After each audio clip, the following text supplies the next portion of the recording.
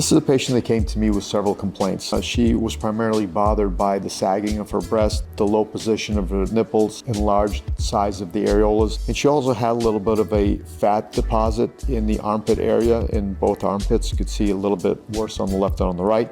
And what we chose to perform is a liposuction in the armpit area. You could see now this volume is almost gone on the right side.